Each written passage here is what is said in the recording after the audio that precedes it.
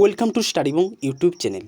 আজ আমরা নিয়ে এসেছি ইতিহাস বিষয়ে বিগত 10 বছরে বিভিন্ন পরীক্ষায় আসা মোস্ট ইম্পর্টেন্ট কোশ্চেন। তাহলে শুরু করা যাক আজকের সেশন। প্রথম প্রশ্ন, ভারতবর্ষে সর্বপ্রথম মুসলিম শাসন প্রতিষ্ঠা করেন কে? কে করেন? মোহাম্মদ ঘুরি। পরবর্তী, দিল্লি সালতানাতের প্রকৃত প্রতিষ্ঠাতা কে? শামসুদ্দিন ইলতুৎমিশ। পরবর্তী, কুতুব মিনার কোথায় অবস্থিত? কুতুব মিনার কোথায় অবস্থিত? ভারতে। ভারতের কোথায়? দিল্লিতে অবস্থিত। পরবর্তী, দিল্লির সিংহাসনে অধিষ্ঠিত প্রথম মুসলিম নারী কে? সুলতান রাজিয়া। সুলতানা রাজিয়া।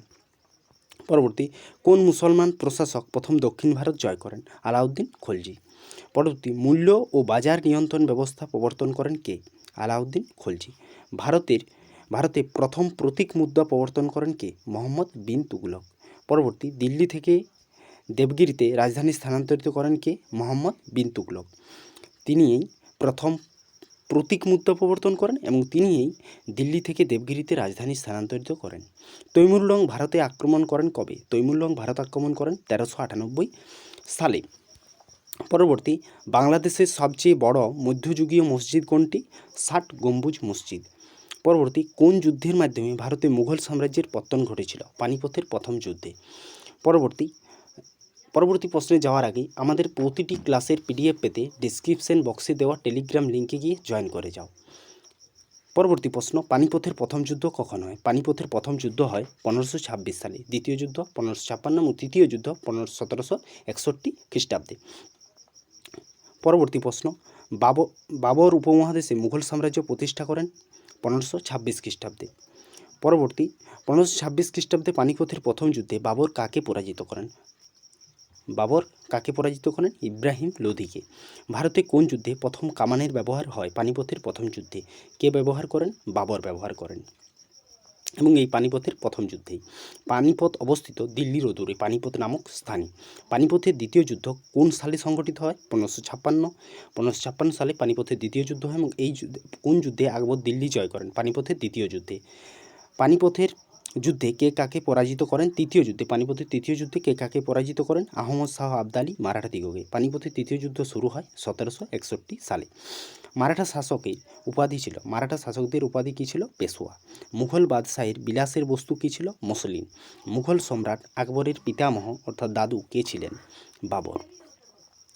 শেষ মুঘল সম্রাটের নাম কি? দ্বিতীয় বাহাদুর শাহ। পরবর্তী, মুঘল সম্রাট বাবরের পুরো নাম কি? জাহিরুদ্দিন মোহাম্মদ বাবর। পরবর্তী, কোন মুঘল সম্রাটদের মধ্যে আত্মজীবনী রচনা করেছিলেন? মুঘল সম্রাটদের মধ্যে কে আত্মজীবনী রচনা করেছিলেন? বাবর। বাবরের আত্মজীবনীর নাম কি? বাবরনামা। কোন মুঘল সম্রাট বাংলাকে জান্নাতুল সুবহ বা স্বর্গীয় প্রদেশ বলে আখ্যা দিয়েছিলেন? কে দিয়েছিলেন? হুমায়ুন। পরবর্তী, কোন মুঘল সম্রাট বাংলার নাম দেন জান্নাতাবাদ? হুমায়ুন। আকবর দিল্লির সিংহাসনে বসার সময় তার বয়স ছিল কত বছর? 13 বছর। খুবই অল্প বয়সে তিনি কিন্তু সিংহাসন আরোহণ করেন। কোন মুঘল সম্রাটের সময় সাম্রাজ্যের সর্বাপেক্ষা বেশি বিস্তার করে, অর্থাৎ সাম্রাজ্য বহুদূর পর্যন্ত বিস্তৃত হয়? কোন সময়? আকবরের সময়। কোন মুঘল সম্রাট প্রথম বাংলা জয় করেন? আকবরই প্রথম বাংলা জয় করেন। কোন সালে সম্রাট আকবর বাংলার শাসনভার গ্রহণ করেন? কোন সালে?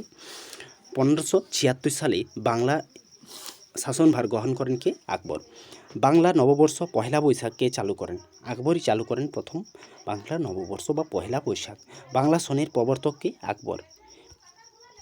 পরবর্তী, দিন-ই ইলাই প্রবর্তন করেন কে? সম্রাট আকবর। টোডরমল কে ছিলেন? আকবরের অর্থমন্ত্রী। টোডরমল ছিলেন আকবরের অর্থমন্ত্রী। ঐতিহাসিক গ্রন্থ আইনি আকবরী কে রচনা করেন? আইনি আকবরী রচনা করেন আবুল ফজল। কোন মুঘল সম্রাট জিজিয়া কর তুলে দেন? জিজিয়া কর তুলে দেন আকবর। সম্রাট আকবর তিনি কিন্তু জিজিয়া কর রহিত করেন। সম্রাট আকবরের সমাধি কোথায়? সেকেন্দ্রাতে। এবং মুঘল সম্রাট জাহাঙ্গীরের সমাধি কোথায়? লাহোরে। তাহলে আজ এই পর্যন্তই। আমাদের ক্লাস ভালো লাগলে অবশ্যই লাইক, কমেন্ট, শেয়ার এবং সাবস্ক্রাইব করতে ভুলবে না। Thanks for watching.